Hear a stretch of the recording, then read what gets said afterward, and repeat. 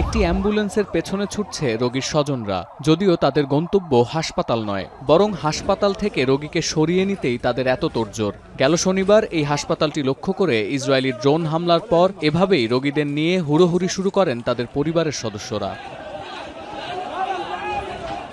অবরুদ্ধ গাজায় মাসের পর মাস ধরে বিভিন্ন স্থাপনা লক্ষ্য করে ইসরায়েলি বাহিনীর বর্বর হামলায় বিপর্যস্ত গোটা উপত্যকা। হামলার হাত থেকে রেহাই পায়নি স্কুল, কলেজ, মসজিদ, এমনকি হাসপাতালও। রোগী, চিকিৎসক, সাধারণ ক্লিনিক, সেবাদানকারী বিভিন্ন অবকাঠামো হামলার কবলে পড়ায় পুরোপুরি ভেঙে পড়েছে সেখানকার স্বাস্থ্য ব্যবস্থা। এর মধ্যেই নিউ ইয়র্ক ভিত্তিক আন্তর্জাতিক মানবাধিকার সংগঠন physician for human rights (PHR) প্রকাশিত এক প্রতিবেদনে বলা হয়, কেবল স্বাস্থ্যকেন্দ্রে হামলা চালিয়েই ক্ষান্ত হয়নি ইসরায়েলি সেনাবাহিনী। রোগীর বিছানা, স্বাস্থ্যসেবায় ব্যবহৃত সরঞ্জাম, ওষুধপত্র লুটপাটের পাশাপাশি অপারেশন থিয়েটারেও ভাঙচুরের অভিযোগ রয়েছে ইসরায়েলি বাহিনীর বিরুদ্ধে, যা আন্তর্জাতিক মানবাধিকার আইনের স্পষ্ট লঙ্ঘন বলে দাবি সংস্থাটির। গাজার মধ্যাঞ্চলীয় শহর দেইর আল বালার আল আকসা সরকারি হাসপাতালে ইসরায়েলি ড্রোন হামলার পর আবারও প্রাসঙ্গিক হয়ে উঠেছে গাজার স্বাস্থ্য ব্যবস্থা বিষয়ক আলোচনা।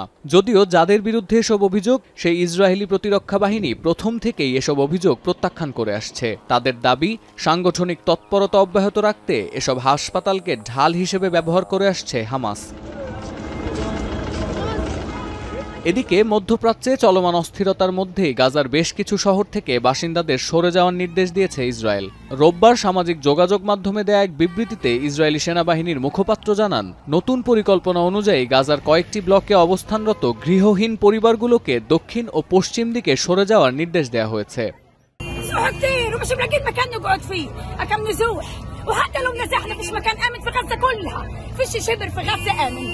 لإمتى يا الله؟ احنا بنطالب احنا بنطالب الله بس، بطلنا نعمل مناشدة لحكام العرب. هذه المرة السادسة نمزح، والله ما احنا عارفين وين نروح. أنا للأمانة بصراحة مش عارفة. أنا عندي بيت 3 طوابق، الحمد لله رب العالمين الآن انتسب. توه أعطوني خبر إنه تم قصفه. এদিকে নেতানিয়াহুর পতন ও ইসরায়েলি জিম্মিদের মুক্তির দাবিতে শনিবারও তেল আবিবের রাস্তায় বিক্ষোভ করেছেন কয়েক হাজার মানুষ।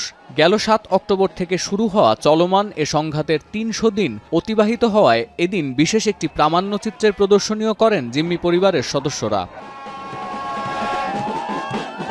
তেল আবিবের হস্টেস স্কোয়ারে জড়ো হয়ে ইসরায়েলি প্রতিরক্ষামন্ত্রী ইয়োভ গ্যালান্ট ও যুদ্ধকালীন মন্ত্রিসভার বেশ কয়েকজন সদস্যের পদত্যাগও দাবি করেন বিক্ষোভকারীরা। এ সময় জিম্মিদের মুক্ত করতে দ্রুত হামাসের সঙ্গে বন্দি বিনিময় চুক্তির আহ্বানও জানান বিক্ষোভকারীরা। এদিকে জিম্মিদের মুক্তি ও গাজায় যুদ্ধবিরতির দাবিতে বিক্ষোভ হয়েছে যুক্তরাজ্যের লন্ডন ও ইন্দোনেশিয়ার জাকার্তায়ও। এ সময় হামাস নেতা ইসমাইল হানিয়ার ছবি ও ফিলিস্তিনের পতাকা হাতে জাকার্তার মার্কিন দূতাবাসের সামনে জড়ো হয়ে যুদ্ধবিরোধী নানা স্লোগান দিতে দেখা যায় বিক্ষোভকারীদের। সতীর্থ কর্মকার, এখন বিশ্ব।